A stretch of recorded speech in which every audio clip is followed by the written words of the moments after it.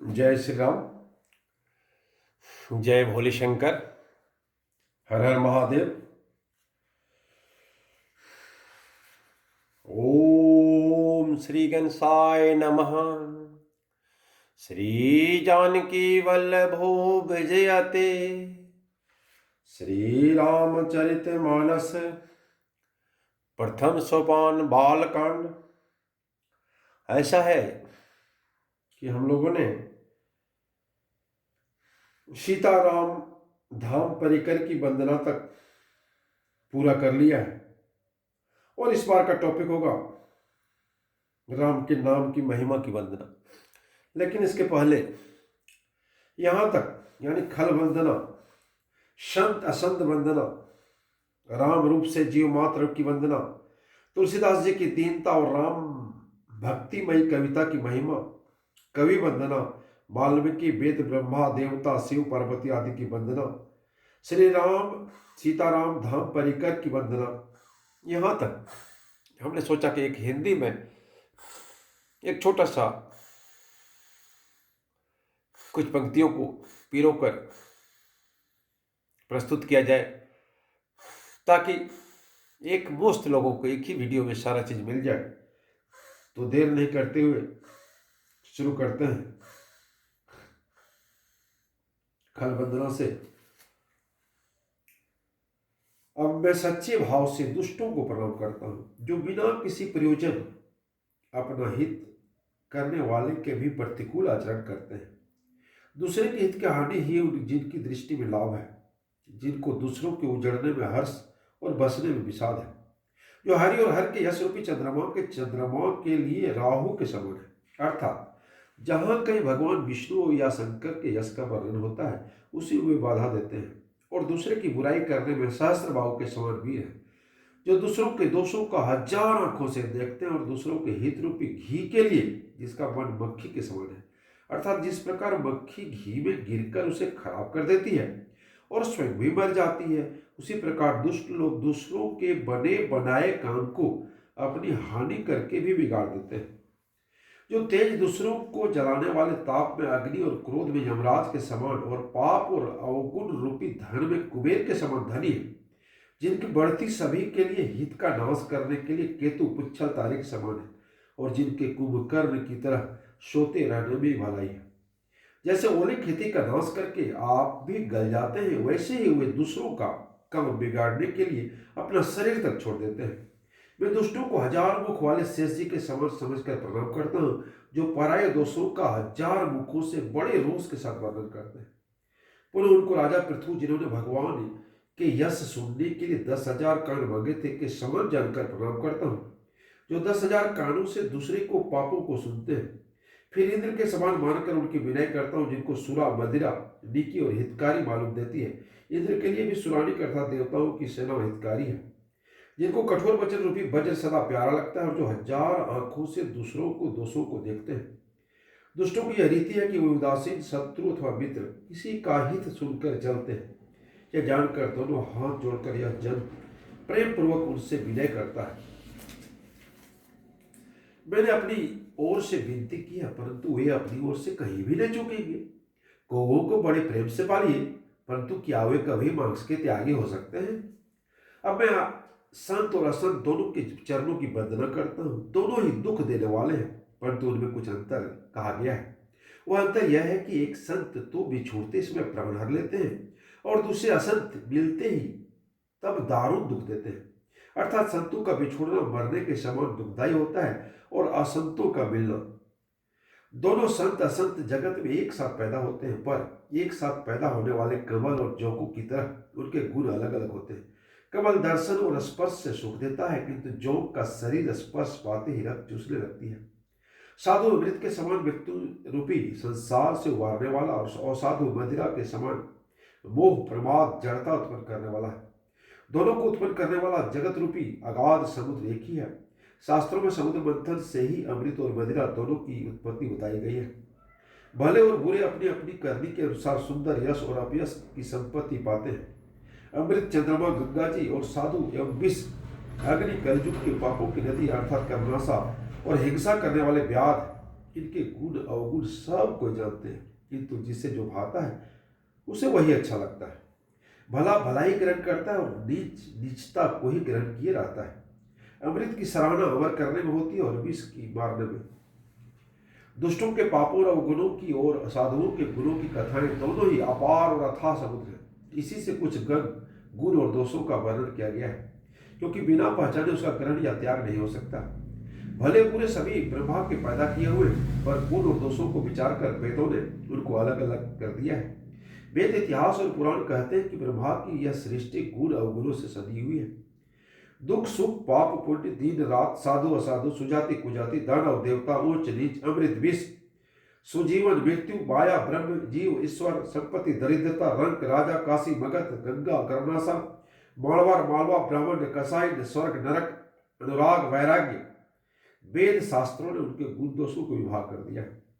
विधाता ने जड़ चेतन विश्व को गुण दोषमय रचा, किंतु संत रूपी हंस दोष रूपी जल को छोड़कर गुण रूपी दूध को ही ग्रहण करते हैं। विधाता जब इस प्रकार हंस का सा विवेक देते हैं, तब दोषों को छोड़कर उन मन में गुण अनुरक्त होता है। काल स्वभाव और कर्म की प्रबलता से भले लोग साधु भी माया के वश में होकर कभी कभी भलाई से चूक जाते हैं। भगवान के भक्त जैसे उस चूक को सुधार लेते हैं और दुख दोषों को मिटाकर निर्बल यश देते हैं, वैसे दुष्ट भी कभी कभी उत्तम संत पाकर भलाई करते हैं, परंतु उनका कभी भंग न होने वाला मलिन स्वभाव नहीं मिटता। जो वेशधारी ठग है, उन्हें भी अच्छा साधु का वेश बनाए देखकर वेश के प्रताप से जगत पूजता है, परंतु एक न एक दिन वे चोड़े आ ही जाते हैं। अंत तक उनका कपट नहीं निभता, जैसे काल ने भी रावण और राहु का हल हुआ। बुरा वेश बना लेने पर भी साधु का सम्मान हो ही होता है, जैसे जगत में जाम्बुवंत और भगवान हनुमान जी का हुआ। बुरे संग से हानि और अच्छे संग से लाभ होता है, यह बात लोक और वेद में है और सभी लोग जानते हैं। पवन के संग से धूल आकाश पर चढ़ जाती है और वही नीचे की ओर बहने वाले जल के संग से कीचड़ में मिल जाती है। साधु के घर का तोता मैना राम नाम सुमिरते हैं और असाधु के घर के तोता मैना गिन गिन कर गालियां देते हैं। कुसंग के कारण धुआं कालिक कहलाता है, वही धुआं सुसंग से सुंदर स्याही होकर पुरमल लिखने के काम में आता है, और वही धुआं जल अग्नि और पवन के संग से बादल होकर जगत को जीवन देने वाला बन जाता है। ग्रह, औषधि, जल, वायु, वस्त्र, ये सब भी कुसंग और सुसंग पाकर संसार में बुरे और भले पदार्थ हो जाते हैं। चतुर एवं विचारशील पुरुष ही इस बात को जान पाते हैं। महीने के दोनों पखवारों में उजियाला और अंधेरा समान ही रहता है, परंतु विधाता ने इसके नाम में भेद कर दिया है। एक का नाम शुक्ल और दूसरे का नाम कृष्ण रख दिया है। एक को चंद्रमा का बढ़ाने वाला, दूसरे को उसका घटाने वाला समझकर जगत ने एक को यह सुयश और दूसरे को अभियश दे दिया है।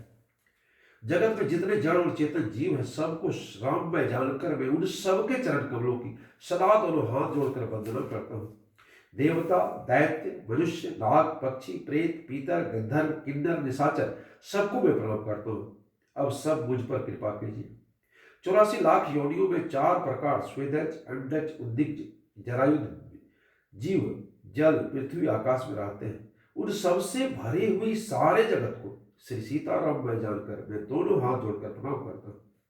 मुझको अपना दास जानकर कृपा की खान आप सब लोग मिलकर छल छोड़कर कृपा कीजिए। मुझे अपनी बुद्धि बल का भरोसा नहीं है, इसलिए मैं सबसे विनती करता हूँ। मैं श्री रघुनाथ जी के गुरु का वर्णन करना चाहता हूँ, परंतु मेरी बुद्धि छोटी है और श्री राम जी का चरित्र अथाह है। इसके लिए मुझे उपाय का एक भी अंग अर्थात कुछ लेस मात्र भी उपाय नहीं सोचता। मेरे मन और बुद्धि कंगाल है, किंतु मनोरथ राजा है।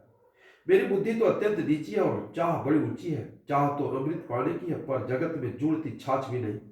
सज्जन मेरी ढिठाई का क्षमा करेंगे और मेरे बाल वचनों को मन लगाकर प्रेम पूर्वक सुनेंगे। जैसे बालक जब तोतले वचन बोलता है तो उसके माता पिता उन्हें प्रसन्न मन से सुनते हैं, किंतु क्रूर, कुटिल, बुरे विचार वाले लोग जो दूसरों के दोषों का ही भूषण रूप धारण किए हुए अर्थात जिन्हें पराये दोषी प्यारे लगते हैं, वे हंसेंगे। रसीली हो या अत्यंत फीकी, अपनी कविता किसे अच्छी नहीं लगती, किंतु जो दूसरे की रचना को सुनकर हर्षित होते ऐसे उत्तम पुरुष जगत में बहुत नहीं है। हे भाई, जगत में तालाबों और नदियों के समान मनुष्य अधिक है, जो जल पाकर अपनी ही बाढ़ से बढ़ते हैं अर्थात अपनी उन्नति से प्रसन्न होते हैं। समुद्र सा कोई एक बिरला ही सज्जन होता है जो चंद्रमा को पूर्ण देखकर दूसरों का उत्कर्ष देखकर उमड़ पड़ता है। मेरा भाग्य छोटा है और इच्छा बहुत बड़ी है, परंतु मुझे एक विश्वास है कि इसे सुनकर सज्जन सभी सुख पावेंगे और दुष्ट हंसी उड़ाएंगे। किंतु दुष्टों के हंसने से मेरा हित ही होगा। मधुर कंठ वाली कोयल को कौवे तो कठोर ही कहा करते हैं। जैसे बगुले हंस को और मेढक पपीहे को हंसते हैं, वैसे मलिन मन वाले दुष्ट निर्मल वाणी को हंसते हैं। जो न तो कविता के रसिक हैं और न ही जिनका रामचंद्र जी के चरणों में प्रेम है, उनके लिए भी यह कविता सुखद हास्य रस का काम देगी। प्रथम तो यह भाषा की रचना है, दूसरे मेरी बुद्धि भोली है, इससे यह हंसने के योग्य ही है। हंसने में उन्हें कोई दोष नहीं है। जिन्हें न तो प्रभु के चरणों में प्रेम है, न अच्छी समझ है, उनको यह कविता सुनने में फीकी लगेगी। जिनकी श्री भगवान विष्णु और श्री हर भगवान शिव के चरणों में प्रीति है और जिनकी बुद्धि कुतर्क करने वाली नहीं है, जो श्री हरि हर में भेद की या ऊंच नीच की कल्पना नहीं करते, उन्हें श्री रघुनाथ जी की यह कथा मीठी लगेगी।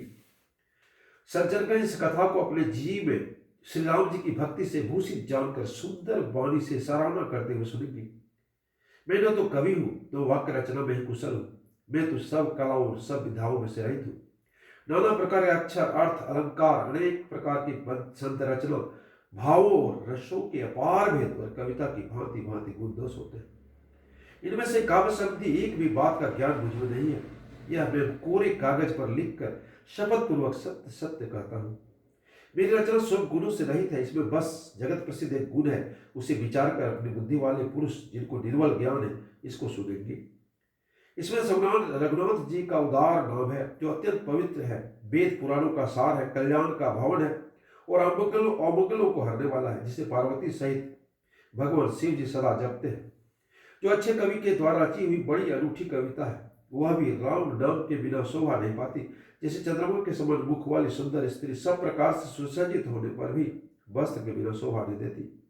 इसके परित कवि की रची हुई सब गुणों से रहित कविता भी राम नाम एवं यश से अंकित जानकर बुद्धिमान लोग आदर पूर्वक कहते और सुनते हैं, क्योंकि संत जन भूरे की भांति गुण को ही ग्रहण करने वाले होते हैं।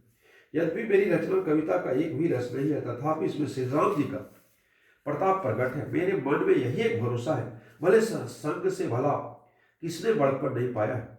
धुआं भी अगर संग से सुगंधित होकर अपने स्वाभाविक कड़वेपन को छोड़ देता है। मेरी कविता अवश्य भद्दी है, परंतु इसमें जगत का कल्याण करने वाली राम कथा रूपी उत्तम वस्तु का वर्णन किया गया है, जिससे यह भी अच्छी ही सुलझी जाएगी। तुलसीदास कहते हैं कि रघुनाथ जी की कथा कल्याण करने वाली और कलयुग के पापों को हरने वाली है।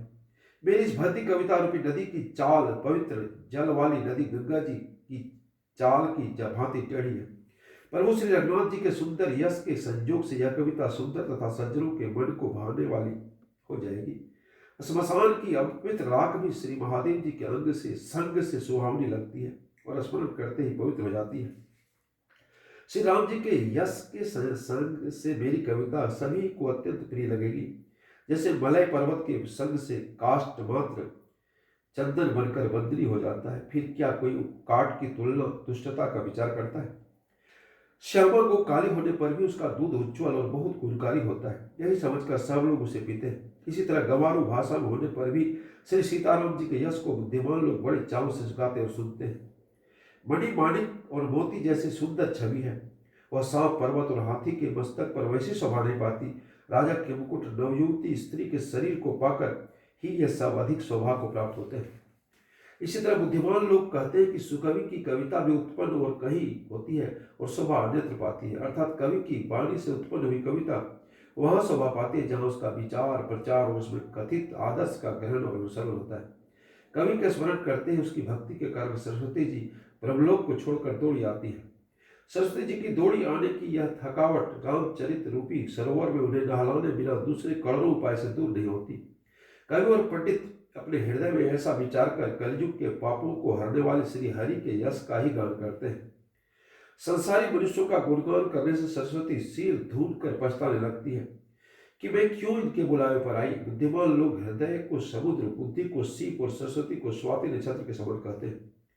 इसमें यदि श्रेष्ठ विचारों पर जल बरसता है तो मुक्तामणि के समान सुंदर कविता होती है। उन कविता रूपी मुक्तामणियों के को युक्त वेद कर फिर रामचरित रूपी सुंदर तागे में पिरोकर सज्जन लोग अपने निर्मल हृदय में धारण करते हैं, जिससे अत्यंत अनुराग रूपी शोभा देती है।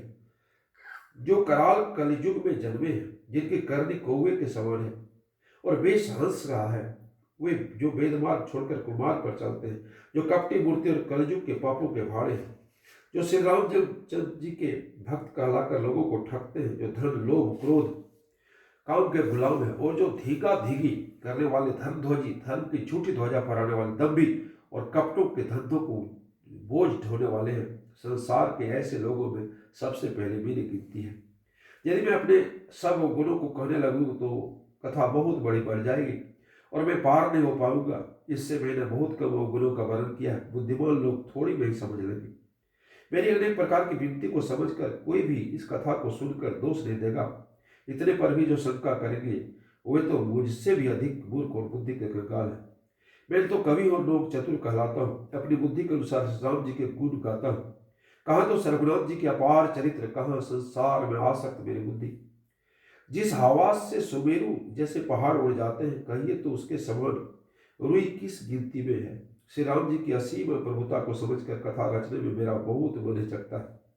सरस्वती जी, शेष जी, शिव जी, ब्रह्मा जी, शास्त्र वेद पुराण ये सब नेति नेति कहकर पार नहीं पाकर ऐसा नहीं कहते हुए सदा जिनका गुणगान किया करते हैं। यद्यपि प्रभु श्री रामचंद्र जी की प्रभुता को सब ऐसे अकथनीय जानते हैं, तथापि कहे बिना कोई नहीं रहता। इसमें वेद ऐसा कारण बताया कि भजन का प्रभाव बहुत तरह से कहा गया, अर्थात भगवान की महिमा का पूरा वर्णन तो कोई नहीं कर सकता, परंतु जिससे जितना बन पड़े उतना भगवान का गुणगान करना चाहिए, क्योंकि भगवान के गुणगान रूपी भजन का प्रभाव बहुत ही अनोखा है। उसका नाना प्रकार के शास्त्रों में वर्णन है। थोड़ा सा भी भगवान का भजन मनुष्य को सहज भावसागर तार देता है। जो परमेश्वर एक है, जिनकी कोई इच्छा नहीं है, जिनका कोई रूप और नाम नहीं, जो अजन्मा सच्चिदानंद परमधाम है और जो सब में व्यापक और विश्वरूप है, उन्हीं भगवान ने दिव्य शरीर धारण करके नाना प्रकार की लीला की है। यह लीला केवल भक्तों के हित के लिए है, क्योंकि भगवान परम कृपालु है और शरणागत के बड़े प्रेमी है, जिनके भक्तों पर बड़ी ममता और कृपा है, जिन्होंने एक बार जिस पर कृपा कर दी उस पर फिर कभी क्रोध नहीं किया। हे प्रभु रघुनाथ जी गई हुई वस्तु को फिर प्राप्त करने वाले, गरीब निवाज, दीन बंधु, सरल स्वभाव, सर्वशक्तिमान और सबके स्वामी हैं। यही समझकर बुद्धिमान लोग उन श्री हरि के यश का वर्णन करके अपनी वाणी को पवित्र और उत्तम फल, मोक्ष और दुर्लभ भगवत प्रेम देने वाले बताते हैं। उन्हें बल से महिमा का यथार्थ वर्णन नहीं, परंतु महान फल देने वाला भजन समझकर भगवत कृपा के बल पर ही मैं श्री रामचंद्र जी के चरणों में सिर दबाकर श्री रघुनाथ जी के गुणों की कथा कहूंगा। इसी विचार से वाल्मीकि, व्यास आदि मुनियों ने पहले हरि की कीर्ति गाई है। भाई, उसी मार्ग पर चलना मेरे लिए सुगम है। जो अत्यंत बड़ी श्रेष्ठ नदियां हैं, यदि राजा उन पर पुल बांध देता तो अत्यंत छोटी चीटियां भी उन पर चढ़कर बिना परिश्रम के पार चल जाती। इसी प्रकार मुनियों ने वर्णन के सहारे मैं भी श्री रामचंद्र का वर्णन सहज कर लूंगा। इस प्रकार मन को बल दिखलाकर मैं रघुनाथ जी की स्वावणी कथा की रचना करूंगा। व्यास आदि जो अनेक श्रेष्ठ कवि हो गए हैं, जिन्होंने बड़े आदर से श्री हरि का सुयश वर्णन किया है, मैं उन सब श्रेष्ठ कवियों के चरण कमलों को प्रणाम करता हूँ। वे मेरे सब मनोरथों को पूरा करें। कलयुग के भी उन कवियों को प्रणाम करूंगा जिन्होंने श्री रघुनाथ जी के गुणों समूह का वर्णन किया है, जो बड़े बुद्धिमान प्राकृतिक कवि हैं, जिन्होंने भाषा में हरि चरित्रों का वर्णन किया है। जो ऐसे कवि पहले हो चुके हैं, जो इस समय वर्तमान में और जो आगे होंगे, उन सबको मैं सारा कपट त्याग कर प्रणाम करता हूँ। अब आप प्रसन्न होकर यह वरदान दीजिए कि साधु समाज में मेरी कविता का सम्मान हो, क्योंकि बुद्धिमान लोग जिस कविता का आदर नहीं करते, मूर्ख कवि ही उसकी रचना का व्यर्थ परिश्रम करते हैं। कीर्ति, कविता और संपत्ति वही उत्तम है जो गंगा जी की तरह सबका हित करने वाली हो। श्री रामचंद्र जी की कीर्ति तो बड़ी सुंदर, सबका अनंत कल्याण करने वाली है, परंतु मेरी कविता भक्ति है, यह असामंजस्य है, अर्थात इन दोनों का मेल नहीं मिलता। इसी को मुझे चिंता है।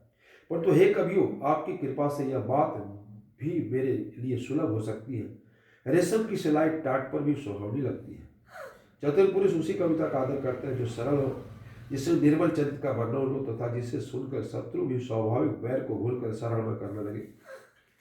ऐसी कविता बिना निर्मल बुद्धि की होती ही नहीं। मेरी बुद्धि का बल बहुत ही थोड़ा है, इसलिए बार बार निहोरा करता हूँ कि हे कवियों, आप कृपा करें जिससे मैं हरियस का वर्णन कर सकूं। कवि और पंडितगण, आप जो रामचरित रूपी मानसरोवर के सुंदर हंस हैं, मुझ बालक की विनती सुनकर सुंदर रुचि देकर मुझ पर कृपा करें।